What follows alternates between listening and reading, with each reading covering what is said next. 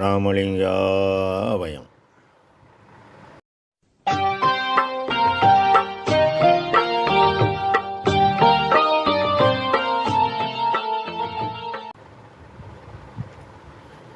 அருட்பெரும் ஜோதி அருட்பெரும் ஜோதி தனிப்பெரும் அருணை அருட்பெரும் ஜோதி எல்லா உயிர்களும் இன்புற்று வாழ்க. வள்ளல் மலரடி வாழ்க வாழ்க. திருச்சிற்றம்பலம். அருட்பெருஞ்சோதி ஆண்டவரின் பரிபூரண அருளை பெற்ற அருட்பிரகாசம் பெருமானின் திருவடிகளை மனமொழிமையால் போற்றி பணிகின்றேன் தயவுடன். நாம் செய்த செயலின் விளைவாக இன்பதுன்ப அனுபவங்கள் யாவும் வந்து கொண்டே உள்ளது. அவ்வாறு வருகின்ற துன்பம் யாவும் பொறுத்து எல்லா உயிரும் இன்பமாக வாழ எண்ணி நாம் செயல்பட்டாலே நமக்கு ஆன்மலாவும் கூடும். நம் பெருமான் உற்றது உரைத்தல் என்ற தலைப்பில் முதல் பாடலில் துணினால் அனைத்தும் தொலைத்து விட்டேன், தூக்கம் தொலைத்தேன், சுகம்பளிக்கும் கனிநாள் இதுவே என்றறிந்தேன், கருத்து மலர்ந்தேன், களிப்புற்றேன், தனி நாயகனே, கனகசபை தலைவா, ஞான சபாபதியே, இனி நான் இறையும் கலக்கமுற்றேன், இழைக்க மாட்டேன், எனக்கு அருளே என இப்பாடலை பதிவு செய்கின்றார். அருள் எனக்கு அருளே என்பது எனக்கு எல்லாவற்றையும் கொடு என கேட்கிறார். என்னத்தை கேட்கிறார்? அருள் என்பது கடவுள் தயவு, கடவுள் இயற்கை விளக்கம். ஜீவகாருண்யம் என்பது ஜீவர்கள் தயவு, ஜீவர்கள் ஆன்ம இயற்கை விளக்கம் என ஜீவகாருண்ய விளக்கம் உரைநட பகுதியில் பெருமான் சிறிய தயவை கொண்டு பெரிய தயவை பெற்று ஆன்ம அறிவால் அறிந்து சிற்றறிவு பேரறிவாகிவிட்டது. அவ்வாறு பேரறிவு ஆனவுடன் எல்லா உயிரும் இன்பமடைதற் பொருட்டு ஒரு தனி இயலை இறைவன் வகுக்கிறார். எனைத்தும் துன்பிலா இயலளித்து எண்ணிய அனைத்தும் தரும் அருட்பெருஞ்சோதி என்கின்றார்.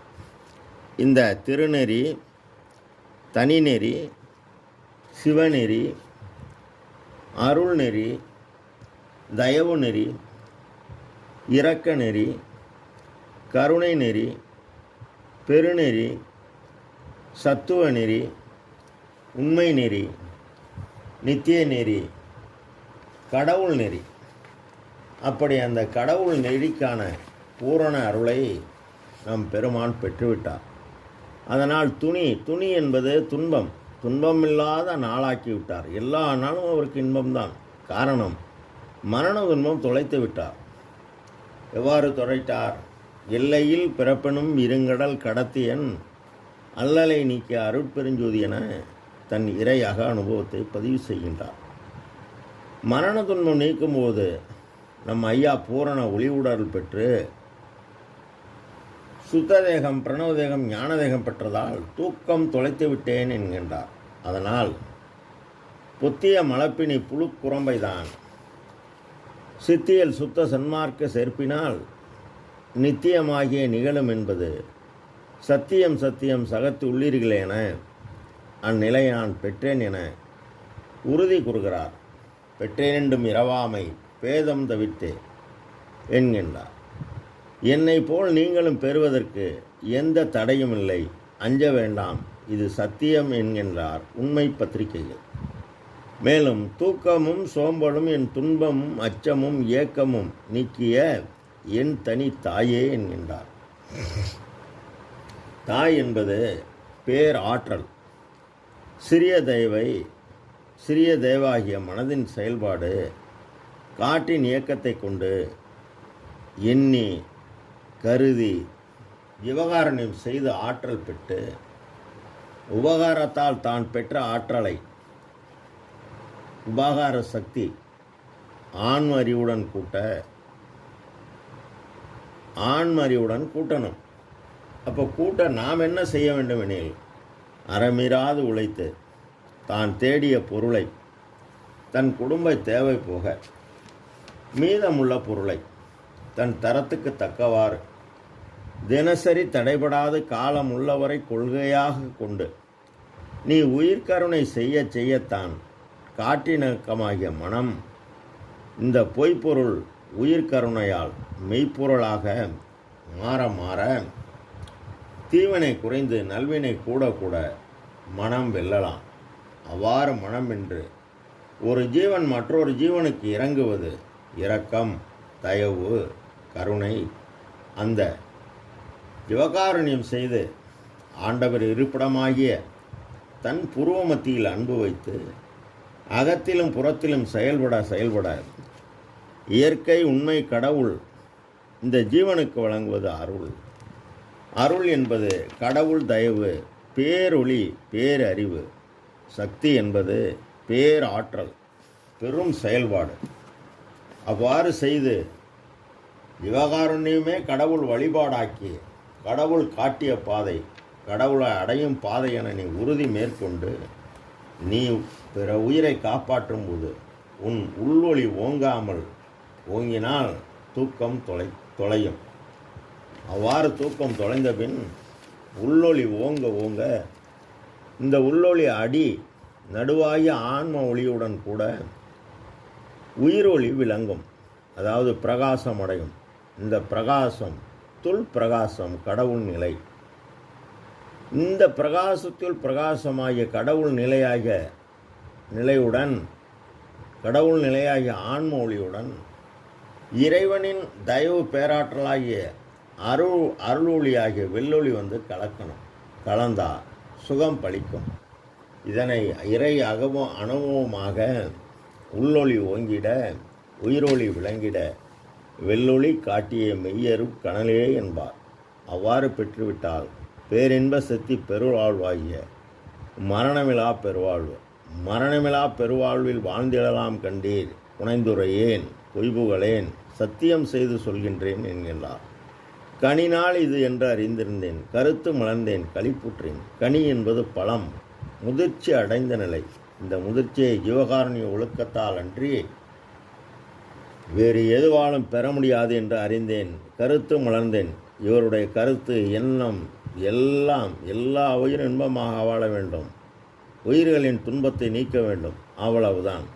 எனவே 23/5/1867 வைகாசி 11 சத்திய தர்மசாலை நிறுவி அன்று முதல் இன்று வரை என்றும் கோடான கோடி ஏழைகள் பசியை 3 வேளையும் தினசரி தடைபடாது போக்க நம் ஐயா இன்பமுற்றார். அதனால்தான் மேலையிலே இம்மையிலே ஒருமையிலே தவத்தால் மேவுகின்ற பெரும் பயனாம் விளைவையெல்லாம் தர்மசாலையிலே ஒரு பகலில் தந்த தனிப்பதியே என பதிவு செய்கின்றார். தனி நாயகனே. உரைநடை பகுதி 353 பக்கம் 8 சிருஷ்டி நியாயம் என்கின்ற தரப்பில் ஆகாசம் அனாதி, அதற்கு காரணமான கடவுள் அனாதி. இவர் ஆதி அந்தம் தோற்றாத அருட்பெருஞ்சோதியர், கனக சபை தலைவா. அவர் 1000 கோடி சூரிய பிரகாசமுடையவர், 1000 கோடி சூரிய பிரகாசமுடையவர்.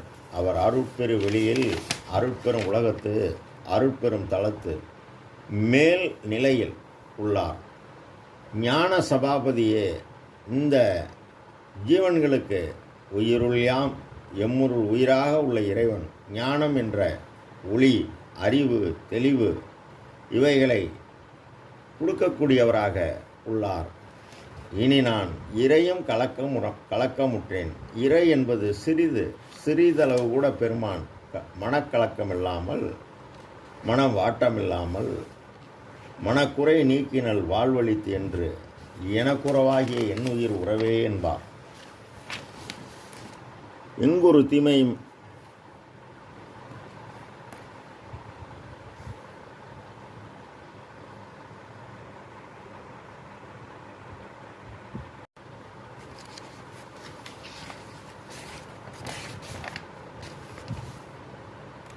அவ்வாறு நம் பெருமான் இந்த உடல் ஆலயத்தில் அண்டமாகிய புருவமத்தில் ஒளி இயக்கமாகிய ஆன்மறிவுடன் கூடிவிட்டார். கூடியவுடன் உலக உயிர்களாகவும் காற்றை ஜீவித்துத்தான் வாழ்கிறது. அவர் வாழ அந்தந்த ஜீவன் வாழ ஆன்ம ஒளி நின்று இயக்க இந்த காற்றின் இயக்கமாகிய ஜீவன் இயங்குகிறது. பெருமான் உயிர் கருணையால் பேராற்றலாகிய தனி சக்தி கூடியது. அதனால்தான் நம் பெருமான் சபை எனது உளமென தான் அமர்ந்தான். எல்லாவிதமான பாதுகாப்பும் வழங்கினான்.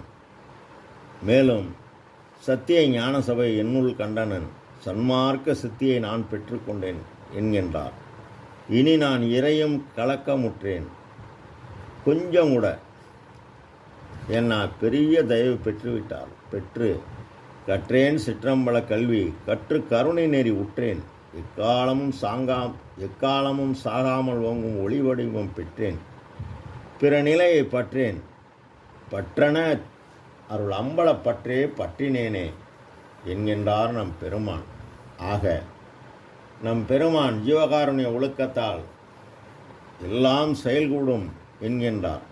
அவ்வாறு செயல்கூடி எல்லா உலகம் என்வசம் ஆயின, எல்லா உயிர்களும் இன்னுயிர் ஆயின என்கின்றார். எனவே நாம் அவர் கூறியபடி செயல்பட்டு நமக்கும் எல்லாம் செயல்கூடும். ராமலிங்காவயம். திருச்சிற்றம்பலம்.